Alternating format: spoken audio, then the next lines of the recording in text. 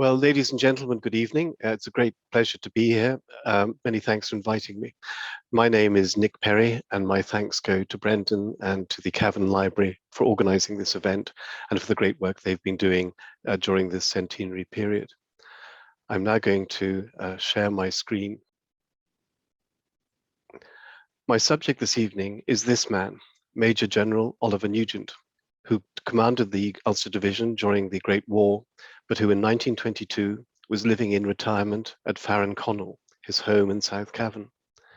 In April 1922, on hearing that anti-treaty forces had seized the forecourts in Dublin, he wrote in his diary, shown here, "I think this is probably our last year here.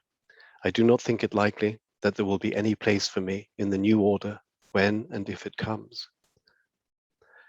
The new order he was referring to was victory by the anti-treaty forces, and it's a measure of how far he had travelled politically that the existing order for whose survival he so fervently wished was no longer British rule, but a government headed by Michael Collins. In the end, he and his family didn't leave, for reasons we'll come to. But when he wrote those words, there seemed many reasons why he should. By the spring of 1922, it was clear to him, as it was to others, that the country, having come through the trauma of the War of Independence, was teetering towards civil war. And in the first few months of 1922, following the formation of the new Free State government, there had been a series of incidents that seemed ominous for former Unionists like him. His hay barn had been burned down by armed men. His car had been commandeered by the IRA. His close friend Lord Farnham had moved to England, fearing for his and his family's safety. And a terrified Protestant neighbour, intimidated off her farm, had arrived at his door late at night seeking shelter, and there were rumours that Nugent and other local families would suffer the same fate. So, why did he stay? And, just as important, why was he allowed to stay? Because implicit in that diary entry about the new order was a recognition that remaining in Ireland might not be his decision, something that was already clear for loyalists in some other parts of the country. So what I'd like to do this evening is to look at three things. First, the reasons why Nugent was so determined to hang on. Secondly, the factors that may have inclined others to permit him to do so. And thirdly, to look briefly at what life was like for Nugent and his family and for others in South Cavan in 1922. So, turning first to his reasons for staying. A major reason he wanted to remain, of course, was that the Farranconnell estate was his home, and farming it, now he'd retired from the army, was his livelihood. But that in itself doesn't completely explain his determination to stay. After all, many landed families, like his friends, the Saundersons of Castle Saunderson, were in similar positions, yet chose to leave. In Nugent's case, there were a number of personal factors that made him want to stay, and in particular, his sense of identity, his sense of place, and the way his political views had evolved, especially between 1914 and 1922. Nugent not only regarded himself as both Irish and British, and like many of his class, saw no conflict between those two identities, but he also saw himself very much as a man of Cavan. The Nugent's roots in the North Midlands went back to the 12th century. His ancestors had fought for the Irish Confederation in the 1640s and the Jacobites in the 1690s. And though the Nugents of Farranconnell, like their cousins, the Earls of Westmeath, converted to Protestantism to keep their lands, and by the mid-18th century had begun a tradition of service in the British Army that would continue for the next 5 generations, he was always very conscious and proud of his heritage. And that sense of history fed directly into how he reacted to events during the revolutionary period. Nugent revealingly felt that his family's deep roots in the locality gave them a different outlook to other Unionist landowners in the county. In 1917, for example, he had written from Flanders to his English wife, Kitty, about a family friend who was a staunch Ulster Unionist. And I quote, "The fact is, Anna cannot realize that there is all the difference in the world between her family and ours. She is not Irish and has not a drop of Irish blood in her veins. She is the descendant of Scotch settlers who have never intermarried with the Irish. We are Irish because we have intermarried with the Irish who owned the country before us. And he continued, referring to his involvement with the UVF in 1914. The excitement that caused is really proof of how much the country people look upon Nugents as their natural leaders, because they considered I had deserted the side I ought by heredity to be in sympathy with. Well, I hope it won't be long before we're back amongst them, though I fear it will be at least 2 years. End quote. Now, some of that was just wishful thinking, though the note of affection for Cavan and its people was certainly genuine. But it's interesting how he airbrushed out of his family history the other families from whom he was descended. Because the reality was that from the 18th century onwards, the Nugents didn't intermarry with the Irish, as he'd put it, but into what he might be described as classic settler families. His mother was a Lytton, his paternal grandmother a Rathbone, his great-grandmother a Irvine, and so on. He himself married Kitty Leese from Dorset. But those connections didn't dilute his strong sense of his Irish roots. And linked to that was his sense of place, and specifically of belonging to Farranconnell, the estate just outside Mount Nugent beside Loch Sheelin. Nugent was deeply attached to Farranconnell, which he inherited in 1881 on his 21st birthday. But when he was born in 1860, the chances of him inheriting it seemed non-existent. His father, an army officer, was the youngest of 6 brothers, 2 of whom had sons ahead of Oliver in line of inheritance, while he himself had an older brother. By the 1880s, however, the accidents of mortality and the terms of his grandfather's will had transformed the situation. In 1865, his brother St. George had died, aged 6, and in 1876, his only surviving male cousin, Edmund, who had inherited Farranconnell, died childless at the age of 37.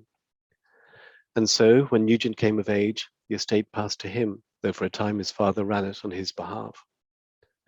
Part of Oliver Nugent's lifelong commitment to Farranconnell may therefore have stemmed from the fortuitous circumstances in which he succeeded to it.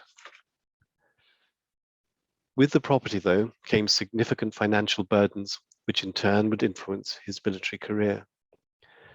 When he inherited, the estate was already saddled with significant debts, and almost immediately the financial position got much worse, for 2 reasons. The first was the plan of campaign, the continuation into the early 1880s of the land war, which led to his tenants refusing to pay their rents without significant reductions. And the second was Nugent's own extravagance.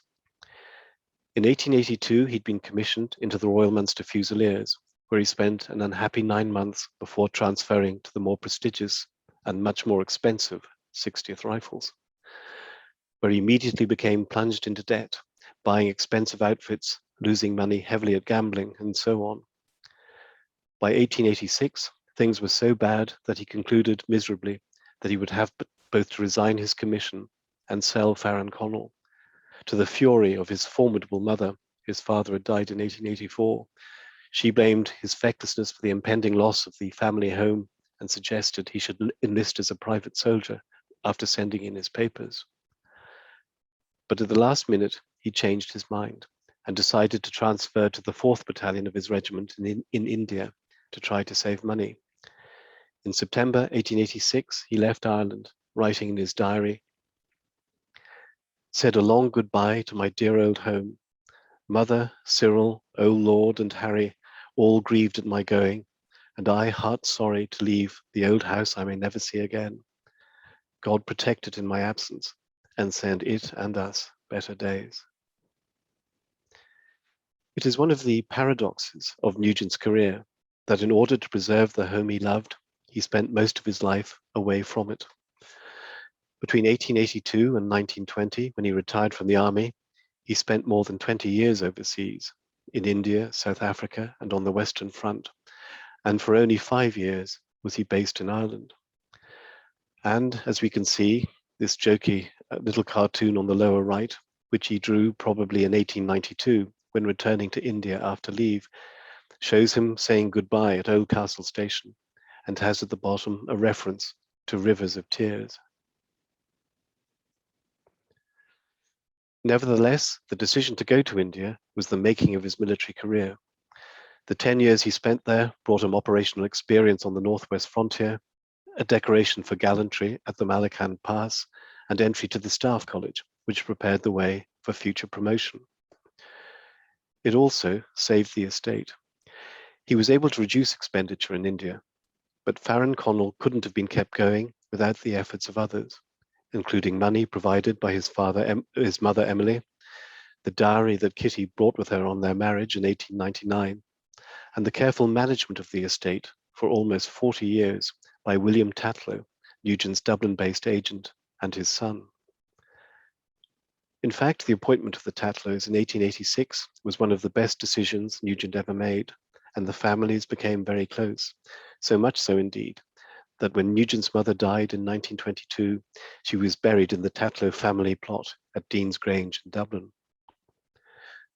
So in 1922, part of Nugent's determination to stay on at Farron Connell stemmed from the sacrifices he and others had made to preserve it. But from his return to Ireland in the summer of 1920 until the end of the Civil War, the sense of threat to Farron Connell was constant. Kitty, his wife, would write later that during this period, on several occasions, Nugent's quick wit, as she put it, saved his family, the household, and home in a tight corner. And we'll come to a couple of those incidents in 1922 in just a moment. But the third factor that shaped Nugent's attitude to staying on was the development of his political views during the 1914 to 22 period. Oliver Nugent was a committed unionist, but a key point about him is that though he was a unionist from Ulster, he wasn't really an Ulster unionist. He was strongly opposed to Home Rule for the entire island, not just for Ulster, and he didn't support partition. And so one of the themes of the years from 1914 onwards is his increasing divergence from the Ulster Unionist leadership. 4 episodes illustrate the evolution of Nugent's political views in this period, which we'll run through in turn. The Home Rule crisis of 1914, the aftermath of the 1916 Rising, the defeat of the Cavan Unionists in the Ulster Unionist Council, or UUC, in 1920, and his speech at a memorial event in Limavady in 1922 after the creation of the Free State and Northern Ireland. His involvement with the Ulster Volunteer Force in 1914 was a slightly strange episode, and one about which he subsequently felt deeply uncomfortable. He became involved only because his friend, Arthur Maxwell, Lord Farnham, pressed him to take command of the Cavan Volunteers. This placed him in an awkward position because he was still a serving officer, albeit at that point between postings. He agreed to do so only on the basis that the Cavan Volunteers, under his leadership, would be a purely defensive force to protect local unionists in the event of attack and acting in cooperation with the police and army if necessary. That didn't match the more aggressive stance of the wider Ulster Unionist leadership, and nor did his publicly stated opposition to partition, splashed over the front page of the nationalist Anglo-Celt in March 1914. If Home Rule couldn't be prevented for Ireland as a whole, then he believed the least bad option was special protections for Ulster in an all-Ireland parliament. His essentially Southern Unionist views were already at odds, therefore, with those of Craig and other senior Ulster Unionist figures. This evening isn't the occasion to look in detail at his career during the Great War, other than to note that he was a very capable and effective commander. He led the Ulster Division with distinction in its 5 biggest battles: the Somme, Messines, Third Ypres, Cambrai, and the German 1918 Spring Offensive. But Irish politics, of course, didn't stop just because there was a war on. The Ulster Division was unionism's most iconic contribution to the war effort, and the tensions within Irish unionism had been transported with it to the Western Front. As early as November 1915, for example, Wilfred Spender, an officer on Nugent's staff close to Craig and Carson, who reported back to them everything Nugent said or did, told his wife Lily, "General Nugent is not at all keen about a separate Ulster and would willingly compromise with the Nationalist Party if it meant support by the government. There is no fervour about his faith in this respect, and he will want watching later, after the war. I think Sir Edward ought to know this." The decisive moment in Nugent's deteriorating relationship with the Unionist leadership came in June 1916, when the UUC, in the political negotiations following the Easter Rising, accepted Lloyd George's proposal for partition based on the 6 northeastern counties and excluding Cavan, Monaghan and Donegal. This decision, taken just 3 weeks before the Ulster Division went over the top on the first day of the Somme, caused much bitterness amongst officers and soldiers from the 3 affected counties, Nugent amongst them. And Farnham, now Nugent's ADC, returned home as leader of the Cavan Unionists to argue without success against the plan. Although the negotiations broke down a few weeks later, Nugent was clear from this point on that partition was inevitable and that Cavan Unionists like him would have to accommodate themselves to that reality. This was in contrast to Farnham, who still thought the position could be retrieved. He would find out differently in 1920. By 1917, Nugent and James Craig were scarcely on speaking terms, and the extent of the breakdown in their relationship is revealed by Craig's unsuccessful attempt that year to engineer Nugent's removal from command of the Ulster Division. In May 1918, Douglas Haig, with whom Nugent's relations had always been difficult, replaced him with a younger officer, and he was sent to India to command a district there. In June 1920, he retired from the army, and he and Kitty returned to Ireland. By the time Nugent arrived back at Farranconal, Cavan Unionism had already suffered its final political defeat. In March 1920, Farnham made an attempt in the UUC to have Cavan, Monaghan and Donegal included in the territory of the new Northern Ireland, a proposal heavily defeated by the 6 county delegates. Nugent had expected this outcome, but it didn't stop him from feeling the same resentment that many other Cavan loyalists did. In 1924, when explaining the operation of the Boundary Commission to one of his daughters, he wrote of what had happened in 1920, and I quote,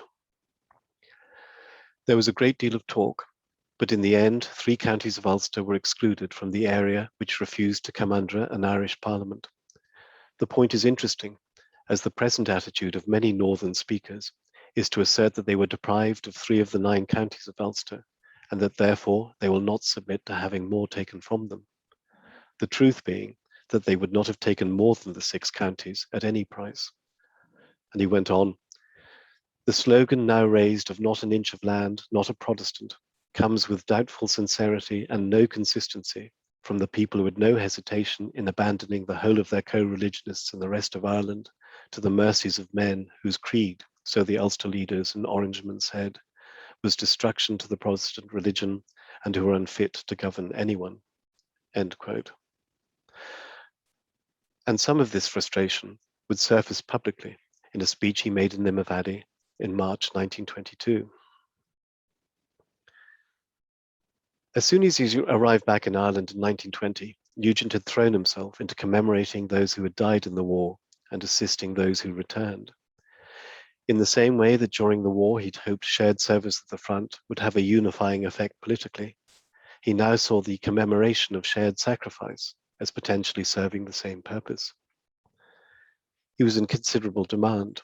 Between 1920 and 1926, he would unveil memorials in Belfast, Virginia, Kells, Ballymena and Lisbon, as well as participating in the opening of the Ulster Tower in France. At all these events, his speeches contained common themes: gratitude for the sacrifice of the dead, sympathy for the bereaved, praise for those who had volunteered, and encouragement of reconciliation. His speech in Limavady in 1922 was, however, more overtly political than the others. The Limavady Memorial was unusual in that, rather than a monument, it was a building intended to provide practical help to veterans with a library, recreation rooms, and so on. Nugent, in his address, welcomed the building's purpose, and did so, according to the press, in markedly anti-partitionist terms. Part of his speech read, quote, "It would help them reach the ideal which all true Irishmen had at heart, and to which they were all looking forward, and that was a united and happy Ireland, an Ireland prosperous and contented. If that building helped to bring men of different aspirations and views together to hear each other's opinions, it would do infinitely more good than any memorial stone could do." End quote. There was more in the same vein, including a reference to one people who should not be divided. The newspapers reported that the audience applauded the speech warmly, though whether everyone applauded equally enthusiastically is unclear. The use of phrases like a united Ireland and one people suggests that just 9 months after the formation of Northern Ireland and 3 after the signing of the treaty, Nugent, like other Southern ex-Unionists, still hoped for a rapprochement between the two jurisdictions that might bring them together as a single entity within the empire. His remarks also echoed other disappointed Cavan loyalist commentators in implicitly challenging the validity of the assumptions underpinning partition. One reason Nugent was content to remain in Cavan was that like other Southern loyalists, he felt only limited affinity with the new Northern Ireland state and none at all with its political leaders. This was despite having many friends and relatives there and his deep regard for the thousands of officers and men who had served under him, nearly all of whom were, of course, strong Ulster Unionists. The absence of similar references in his future speeches indicates that the hope of early reconciliation between the two parts of Ireland faded quickly. And it also shows that he knew his audience. Speaking to an assembly in the west of the province that included numbers of veterans from Donegal was a different matter to addressing gatherings in Ballymena and Belfast in the Unionist heartland.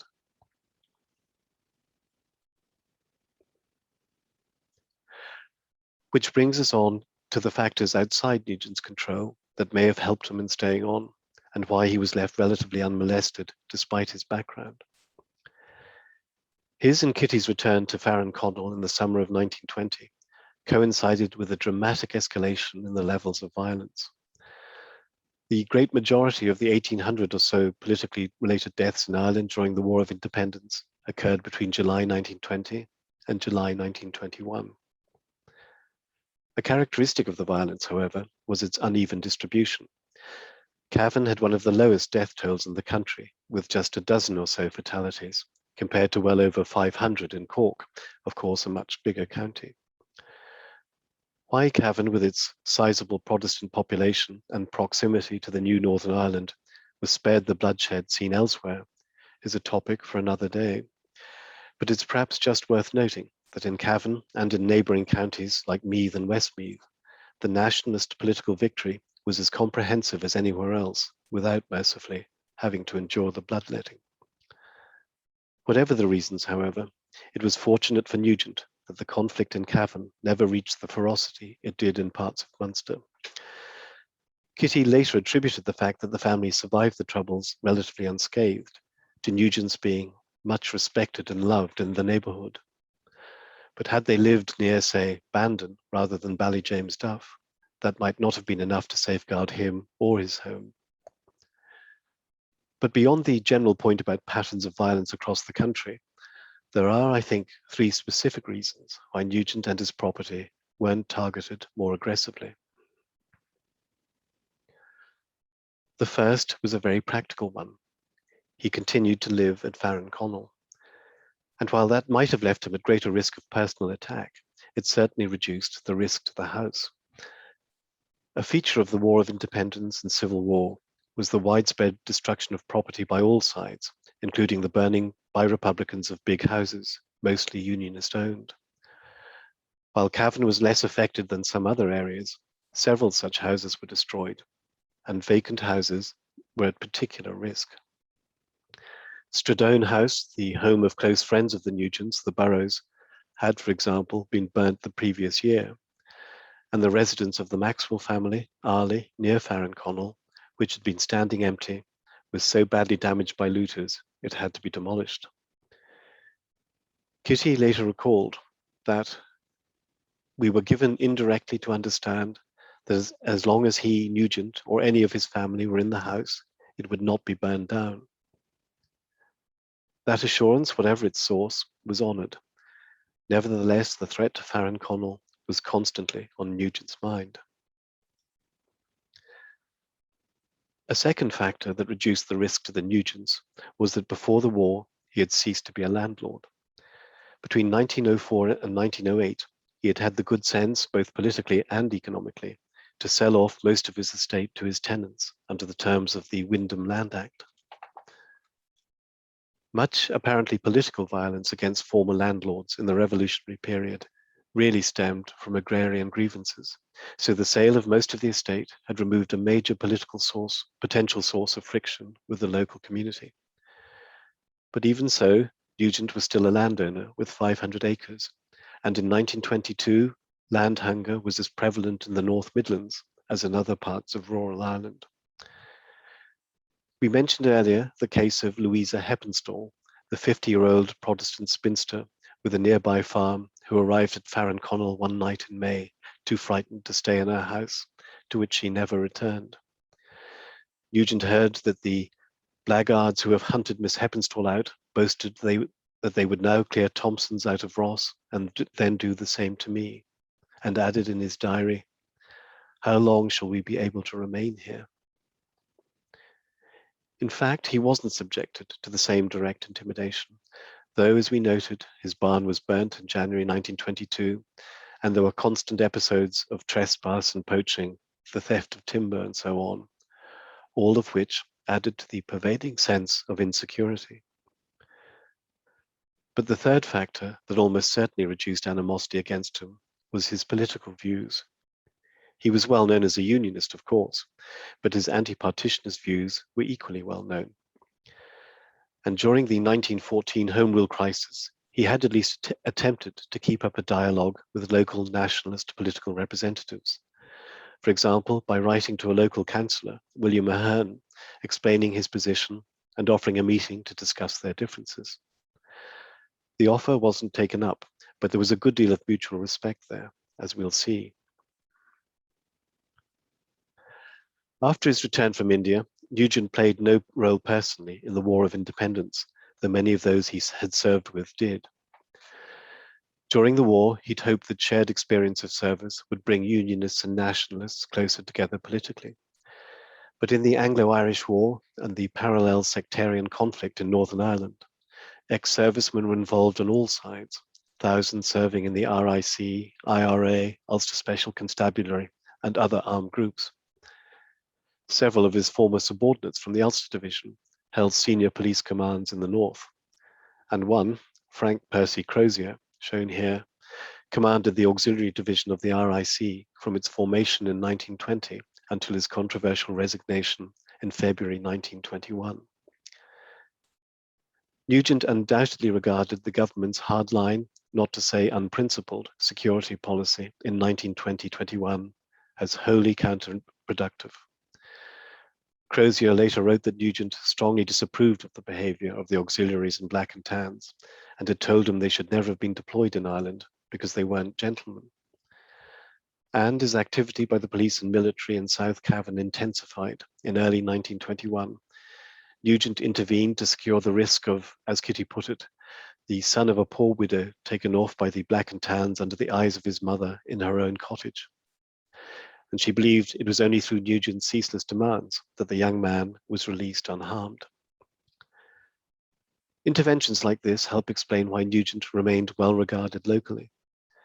Yet even so, it remains surprising, given the symbolism of his role as commander of the Ulster Division, that he didn't attract more attention from militant Republicans. Indeed, it's striking that the only senior Irish general of the First World War to be killed between 1919 and 1923, Henry Wilson, was assassinated in London, an event Nugent wrote in June 1922 that had horrified the civilized world. Even though across Ireland, scores of lower-ranking ex-servicemen lost their lives. The motives for those killings remain a matter of historical dispute, but it wasn't through a lack of more senior potential targets. In addition to Nugent, both Brian Mahon and William Hickey, commanders respectively of the 10th and 16th Irish Divisions, along with a dozen other former Great War generals, were resident in the 26 county area, their addresses conveniently listed in publications like Walford's County Families.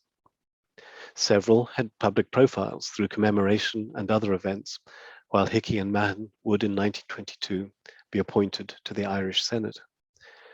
Yet, though several suffered harassment, some left Ireland and a number of houses were attacked, there was no coordinated lethal campaign against them as a group, and nor were their homes systematically earmarked for destruction because of their military backgrounds. Wilson was targeted because of his political activities, and Mahon's Kildare home was burned by anti-treaty forces because he was a senator. IRA policy, it seems, as well as local regard, may have helped preserve Farron Connell. So, his continued residence, the prior sale of much of the estate, and his moderate political views all helped reduce, to a degree, the risks Nugent faced. But they didn't remove all the risk or the sense of vulnerability. And that brings us, finally, to everyday life for the Nugents and others in 1922. The atmosphere in Cavan in the early months of 1922, following the signing of the treaty in December, was somewhat surreal. The process of withdrawing the British Army and disbanding the RIC had begun immediately, and in several areas the RIC and the Irish Republican Police cooperated to maintain order. And in Clonus, a battalion of Nugent's own regiment, the 60th Rifles, which had been deployed in Monaghan and North Cavan, held well-attended public band concerts while preparing to leave. One of its patrols, in May 1921, had been involved in one of the few fatal military actions in Cavan at Drung, in which an IRA volunteer was killed. But that didn't prevent the battalion receiving a presentation in Clonus Town Hall to mark their departure. On the same weekend, a large dance was being held in the town for returned IRA internees. As the formal transfer of responsibility for law and order to the new government continued, it wasn't always clear what the status was of armed groups claiming authority.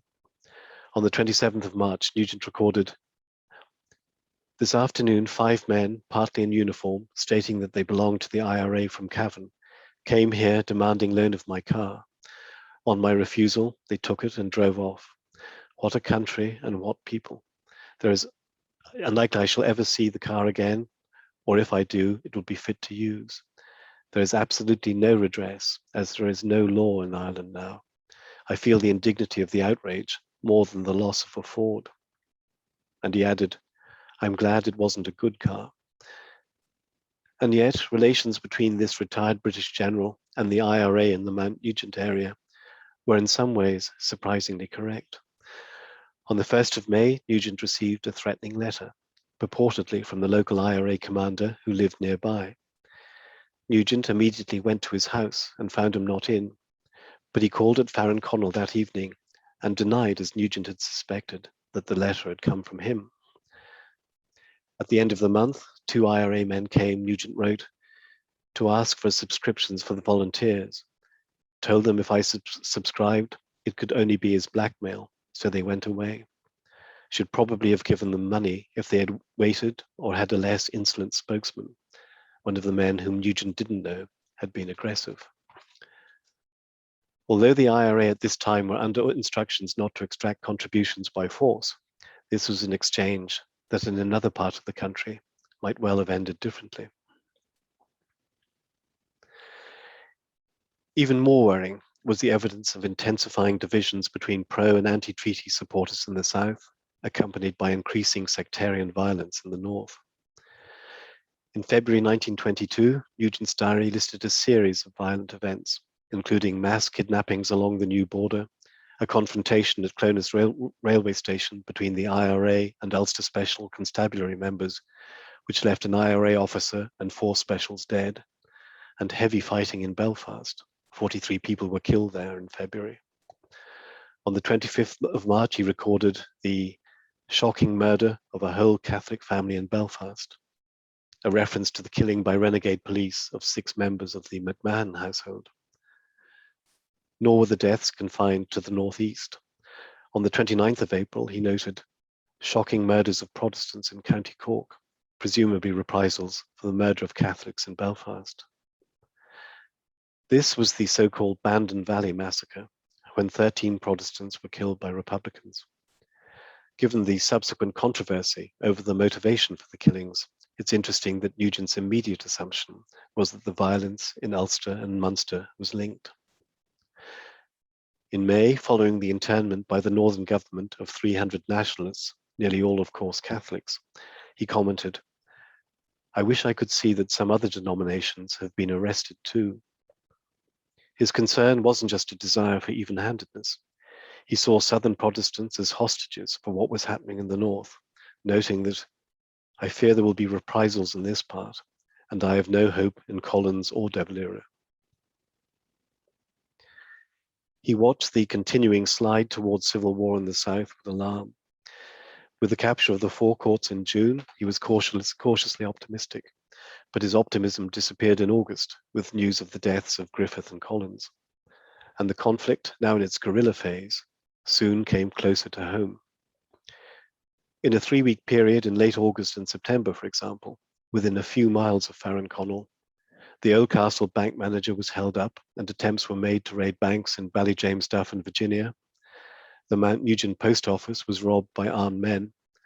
The former RIC barracks in Ballina, recently vacated by the Free State Army, was burned. And most seriously, on the 22nd of September, the government-held barracks in Oldcastle was captured by a large force of irregulars after a prolonged gun battle in which a civilian was killed. Yet in the midst of all this, the Nugents and their friends tried to maintain some kind of normality.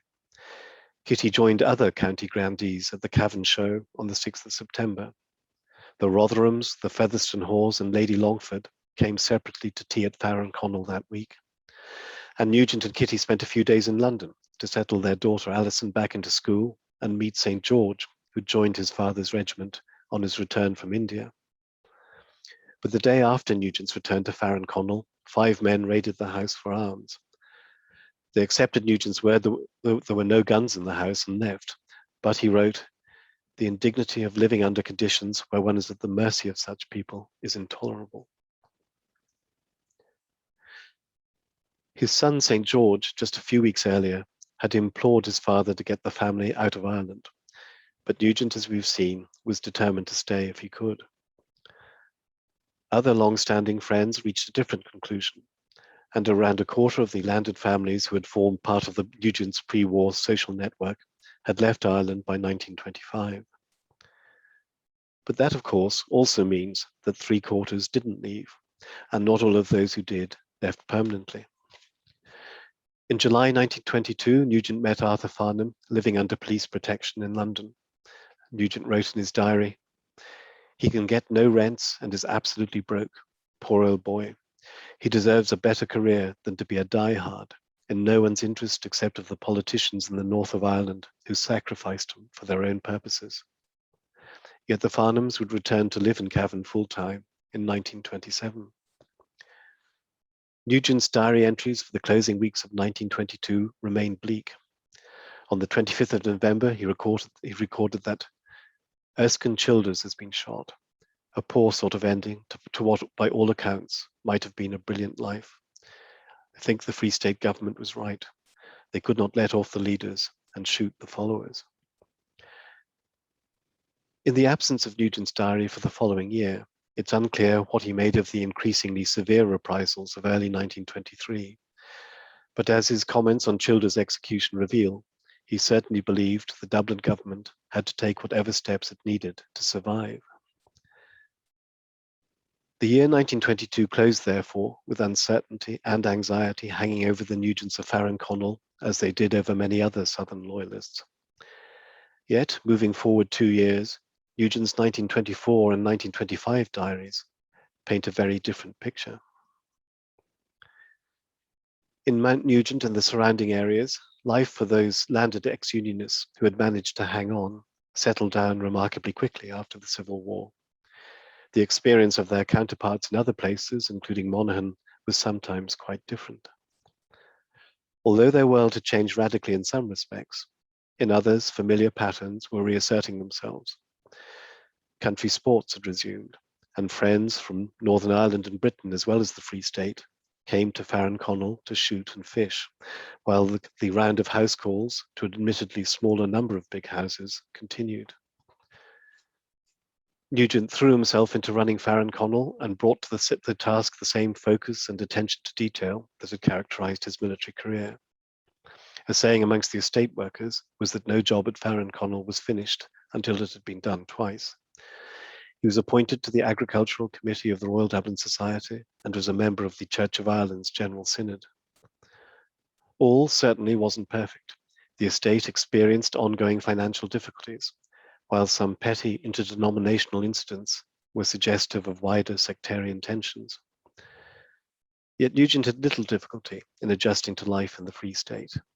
He fitted into the same mould of adaptive coexistence that Jonathan Cherry has ascribed to Lord Farnham, and Nugent probably did so the more easily because of his own sense of his Irish roots and because he had been reconciled sooner to the prospect of life in an independent Ireland. Like Arthur Farnham, he retained his British allegiance, expressed in his case principally through his continuing military connections. In addition to his commemorative activities, he regularly attended regimental events and Ulster Division reunion dinners in London and Belfast. And he supported William Hickey's efforts to assist ex-servicemen, which led to the formation of the Southern Ireland branch of the British Legion. He saw no conflict between these ingrained loyalties and acceptance of the institutions of the new state, and in 1925 he and Kitty voted in the Dáil elections for the first time. Nugent died quite suddenly of pneumonia in May 1926, his health weakened by war service and a recent operation. The photographs of him in 1913 and 1923 show how much he'd aged. Amongst the many letters of condolence Kitty received was one from the widow of William Ahern, the nationalist councillor who had been one of Nugent's pre-war opponents over Home Rule, who wrote, "General Nugent was always very popular in the district, and his loss will be very much felt. He and my late husband had differences on political questions, but the latter always thought him a great soldier, a great loyalist, and a great Irishman. That was certainly a tribute Nugent would have particularly appreciated." And there I'll stop. Thank you for listening.